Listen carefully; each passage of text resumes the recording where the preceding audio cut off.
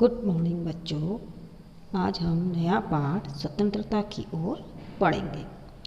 स्वतंत्रता यानी आज़ादी। धनी को पता था कि आश्रम में कोई बड़ी योजना बन रही है, पर उसे कोई कुछ न बताता। वे सब समझते हैं कि मैं 9 साल का हूँ, इसलिए मैं बुद्धू हूँ, पर मैं बुद्धू नहीं हूँ। धनी मन ही मन बड़बड़ाया। धनी और उसके माता पिता बड़ी खास जगहों में रहते थे। अहमदाबाद के पास महात्मा गांधी के साबरमती आश्रम में, जहाँ पूरे भारत से लोग रहने आते थे। गांधी जी की तरह वे सब भी भारत की स्वतंत्रता के लिए लड़ रहे थे। जब वे आश्रम में ठहरते तो चरखों पर खादी का सूत काटते, भजन गाते और गांधी जी की बातें सुनते। साबरमती में सबको कोई ना कोई काम करना होता। खाना पकाना, बर्तन धोना, कपड़े धोना, कुएं से पानी लाना, गाय और बकरियों का दूध दोहना और सब्जी उगाना। धनी का काम था बिन्नी की देखभाल करना। बिन्नी आश्रम की एक बकरी थी। धनी को अपना काम पसंद था क्योंकि बिन्नी उसकी सबसे अच्छी दोस्त थी। धनी को उससे बातें करना अच्छा लगता था। तो इसमें हमने ये पढ़ा कि धनी नाम का एक लड़का है जो कुछ अपने मन में कुछ बड़बड़ा रहा है कि ये लोग मुझे क्या छोटा समझते हैं, मुझे कोई बात नहीं बताते हैं। तो वो कौन था? धनी जो था वो अपने माँ बाप के साथ, अपने माता पिता के साथ अहमदाबाद नामक जगह पर गांधी जी का एक आश्रम था जिसका नाम था साबरमती। वहाँ रहता था जहाँ पूरे भारत के लोग जो स्वतंत्रता की लड़ाई कर रहे थे वो आकर के रुकते थे और गांधी जी के साथ काम करते थे। उस आश्रम में जो भी रहता था उसे कुछ ना कुछ काम जरूर करना पड़ता था। वहाँ खाली कोई नहीं बैठ सकता था। कोई खाना बनाता, कोई बर्तन धोता, कोई कपड़े धोता, तो सबको कुछ ना कुछ काम दिया जाता था। उसी में बिन्नी नाम की वहाँ बकरी थी जिसकी देखभाल करने का काम धनी को दिया गया था। और धनी उस काम को बहुत अच्छे से करता था क्योंकि बकरी जो थी वो उसकी बहुत अच्छी दोस्त थी और धनी उससे बातें भी बहुत अच्छे से करता था। तो वो आपस में उस दिन आस पड़ोस में कुछ आश्रम में कुछ चहल पहल हो रही थी, लोग इधर आ रहे थे, तो उसे लग रहा था कोई ना कोई योजना, कोई ना कोई यहाँ पे काम की तैयारी की जा रही है, लेकिन मैं छोटा बच्चा हूँ तो मुझे कोई भी कुछ नहीं बता रहा। सोचते हैं ये छोटा 9 साल का है तो ये बुद्धू है।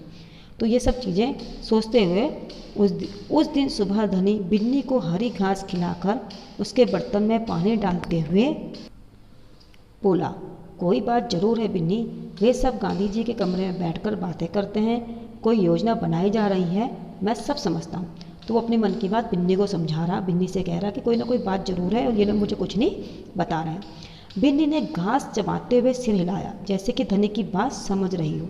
धनी को भूख लगी। कूदती फांदती बिन्नी को लेकर वो रसोई घर की तरफ चला।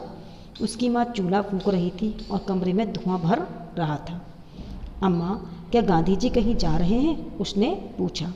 खांसते हुए माँ बोली, वे सब यात्रा पर जा रहे हैं। यात्रा? कहाँ जा रहे हैं? धनी ने सवाल किया। समुद्र के पास कहीं। अब सवाल पूछना बंद करो और जाओ यहाँ से धनी, अम्मा जरा गुस्से से बोली। पहले मुझे खाना पकाने दो। तो वहाँ से वो अपने सवालों का जवाब जानने के लिए भूख लग रही थी, दौड़ता हुआ माँ के पास आया। तो माँ खाना पकाने का काम कर रही थी, तो उसके सवालों से थोड़ा सा जवाब दिया कि ये सब यात्रा पे जाने की तैयारी कर रहे हैं और कहाँ जा रहे हैं। तो उसने कहा समुद्र के पास कहीं जा रहे हैं और डांटा भी कि अब मुझे ज़्यादा परेशान मत करो और यहाँ से चली जाओ। धनी सब्जी के क्यारियों की तरफ निकल गया जहाँ बूढ़ा बिंदा आलू खोद रहा था। बिंदा चाचा, धनी उनके पास बैठ गया। आप भी यात्रा पर जा रहे हैं क्या? बिंदा ने सिर हिलाकर मना किया। उसके कुछ बोलने से पहले धनी ने उतावले होकर पूछा, कौन जा रहे हैं, कहाँ जा रहे हैं, क्या हो रहा है? तो जब माँ ने कोई आंसर नहीं दिया, थोड़ा सा पता चला, तो दौड़ता भागता वो क्यारियों में चला गया छोटी, जहाँ बिंदा चाचा जो थे वो आलू को खोद रहे थे। उनसे पूछा कि आप भी जा रहे हो? तो कुछ बोले बिना उन्होंने सिर हिला के कह दिया मैं नहीं जा रहा हूँ। और कुछ बोलते नहीं बोलते उससे पहले धनी ने उनसे पूछा, कितने सारे सवाल कर दे कि कौन कौन यात्रा पे जा रहा है, ये लोग कहाँ जा रहे हैं और ये सब हो क्या रहा है। बिंदा ने खोदना रोक दिया और कहा, तुम्हारे सब सवालों के जवाब दूंगा, पर पहले इस बकरी को बांधो, मेरा सारा पालक चबा रही है। धनी बिन्नी को खींच कर ले गया और पास के नींबू के पेड़ से बांध दिया। फिर बिंदा ने उसे यात्रा के बारे में बताया। गांधी जी और उसके कुछ साथी गुजरात से पैदल चलते हुए दांडी नाम की जगह पर समुद्र के पास पहुंचेंगे। गांवों और शहरों से होते हुए पूरा महीना चलेंगे। दांडी पहुंचकर वे नमक बनाएंगे। नमक? धनी चौंक कर उठ बैठा। नमक क्यों बनाएंगे? वह किसी की भी दुकान से खरीदा जा सकता है। हाँ मुझे मालूम है, बिंदा हंसा, पर महात्मा जी की एक योजना है। यह तो तुम्हें भी पता है कि वो किसी के विरोध में ही यात्रा करते हैं, किसी बात के विरोध में ही यात्रा करते हैं या जुलूस निकालते हैं, है ना।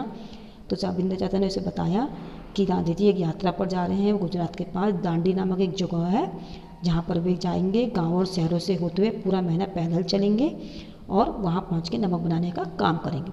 जैसे उन्होंने कहा नमक बनाने का, तो बिंदा चौंक गया। उन्होंने कहा नमक तो मालूम सी चीज़ है, उसको बनाने के लिए इतनी दूर जाने की ज़रूरत क्या है। तो बिंदा को हंसी आई। उसने कहा ठीक कह रहे हो, पर तुम्हें तो पता है कि गांधी जी गलत चीज़ के खिलाफ आवाज़ उठाते हैं। तो हाँ बिल्कुल सही, मैं जानता हूँ वे ब्रिटिश सरकार के खिलाफ सत्याग्रह के जुलूस निकालते हैं जिससे कि उनके खिलाफ लड़ सकें और भारत स्वतंत्र हो जाए।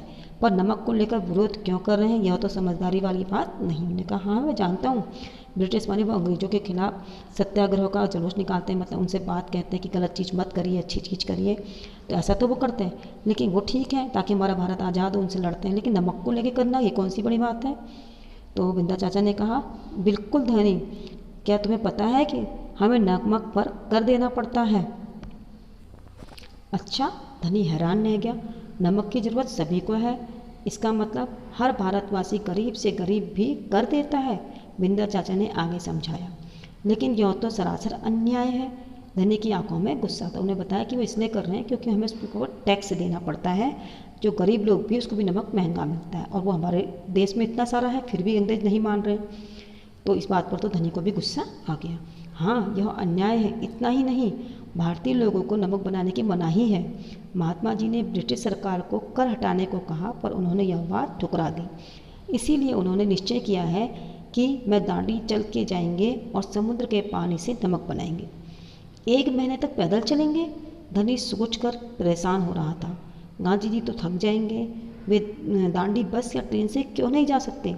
तो बिंदा चाचा ने उसे समझाया कि गांधी जी ने सरकार से कहा, ब्रिटिश सरकार से कि कम हटा दीजिए, हमारे देश में है, और वो भारतीय लोग को नमक बनाने भी नहीं देते थे, ऐसा करते थे, इसलिए उनका विरोध कर रहे हैं। तो उसने कहा अच्छा। फिर उसको थोड़ी चिंता भी हुई कि 1 महीने तक गांधी जी पैदल चलेंगे, वो किसी बस या ट्रेन से क्यों नहीं चले जाते हैं, क्योंकि यदि वे इस लंबी दूरी पर दांडी तक पैदल जाएंगे तो यह खबर फैलेगी, अखबारों में फ़ोटो छपेगी, रेडियो पर रिपोर्ट आएगी और पूरी दुनिया को लोग यह जान पाएंगे कि हम अपनी स्वतंत्रता के लिए लड़ रहे हैं, और ब्रिटिश सरकार के लिए यह बड़ी शर्म की बात होगी। उन्होंने कहा ठीक कह रहे हो, बस से जा सकते हैं, ट्रेन से जा सकते हैं, लेकिन वो ऐसा नहीं करेंगे, क्योंकि जितनी लंबी यात्रा है उतने लोगों को, अगर वो पैदल जाएंगे तो कई गाँवों शहरों से होते हुए जाएंगे, तो लोगों को पता चलेगा कि गांधी जी किस चीज़ के खिलाफ यात्रा कर रहे हैं और लोग उनके संग जुड़ेंगे।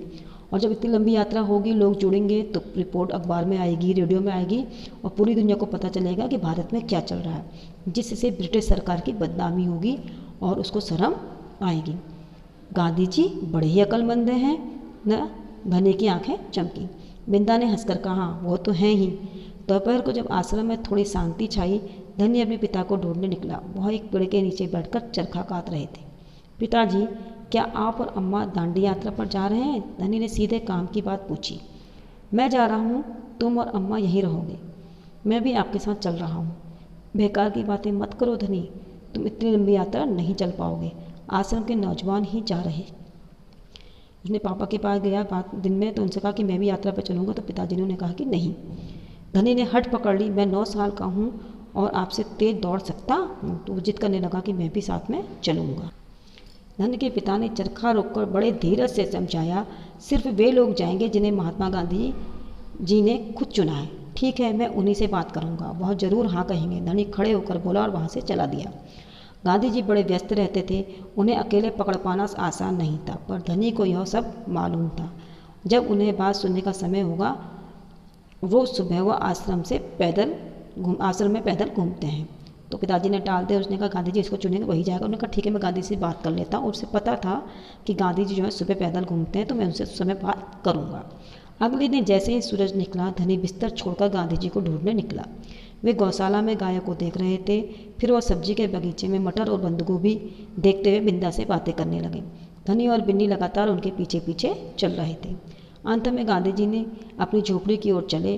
बरामदे में चरखे के पास बैठे कर उन्होंने धनी को पुकारा, यहाँ आओ बेटा। धनी दौड़कर उनके पास पहुँचा। बिन्नी भी साथ में कूदती हुई आई। तुम्हारा क्या नाम है बेटा? धनी बापू। और यह तुम्हारी बकरी है? तो गांधी जी ने देखा कि मेरे पीछे आ रहा, उससे बात करने के लिए गांधी जी ने उसे अपने पास बुला लिया। तो गांधी जी उससे बात करने लगे कि ये कौन है। उसने कहा मेरा नाम धनी है और ये, जी हाँ, यह मेरी दोस्त बिन्नी है, जिसका दूध आप रोज़ सुबह पीते हो। धनी गर्व से मुस्कुराया। मैं इसकी देखभाल करता हूँ। बहुत अच्छा, गांधी जी ने हाथ हिलाकर कहा। अब बताओ धनी कि तुम और बिन्नी सुबह से मेरे पीछे क्यों घूम रहे हो? मैं आपसे कुछ बात पूछना चाहता हूँ। धनी थोड़ा घबराया। क्या मैं आपके साथ दांडी चल सकता हूँ? हिम्मत करके उसने कह डाला। गांधी जी मुस्कुराए। तुम अभी छोटे हो बेटा, दांडी तो बहुत दूर है। सिर्फ तुम्हारे पिताजी जैसे जैसे नौजवान ही मेरे साथ चल पाएंगे। पर आप तो नौजवान नहीं हैं, धनी बोला। आप नहीं थक जाएंगे? मैं बहुत अच्छे से चलता हूँ, गांधी जी ने कहा। मैं भी बहुत अच्छे से चलता हूँ, धनी भी अड़ गया। तो गांधी जी से कहने लगा कि मैं भी चलूँगा। गांधी जी समझा रहे, बट वो जिद करने लगा कि नहीं, मैं भी चलूँगा। तो गांधी जी ने उससे कहा, हाँ ठीक बात है। कुछ सोचकर गांधी जी बोले, मगर एक समस्या है। अगर तुम मेरे साथ जाओगे तो बिन्नी को कौन देखेगा? इतना चलने के बाद मैं तो कमज़ोर हो जाऊंगा। इसलिए जब मैं वापस आऊँगा तो मुझे खूब ढेर सारा दूध पीना पड़ेगा, जिससे कि मेरी ताकत लौट आए। यह बात तो ठीक है। बिन्नी तभी खाती है जब मैं उसे खिलाता हूँ। धनी ने प्यार से बिन्नी का सिर सहलाया। और सिर्फ मैं जानता हूँ कि इसे क्या पसंद है। बिल्कुल सही। तो क्या तुम आश्रम में रहकर मेरे लिए बिन्नी की देखभाल करोगे? गांधी जी के प्यार से बोले। जी हाँ करूँगा, धनी बोला। बिन्नी और मैं आपका इंतज़ार करेंगे। तो गांधी जी ने बड़े प्यार से समझाया, बात तो तुम्हारी ठीक है कि मैं बुजुर्ग हूँ, लेकिन उसको मना करते तो बच्चा था शायद, तो उन्हें समझाया कि तुम्हारी बात ठीक है, लेकिन एक बात समस्या है कि अगर तुम मेरे साथ चलोगे तो तुम्हारी बिन्नी की देखभाल कौन करेगा? और जब मैं थक के वापस आऊँगा तो मुझे बिन्नी का दूध पीने को कैसे मिलेगा? तो ये बात धनी के समझ में आ गई। उन्होंने कहा, हाँ ये तो मेरे साथ ही खाती है, मुझे पता है कि ये क्या खाती है। ठीक है, आप जाइए और मैं यहीं रह के बिन्नी की देखभाल करूँगा। ये जो कहानी है सुभद्रा सेन गुप्ता ने लिखी है और इसका अनुवाद मनीषा चौधरी ने किया है। इसे पढ़िए और समझिए। धन्यवाद।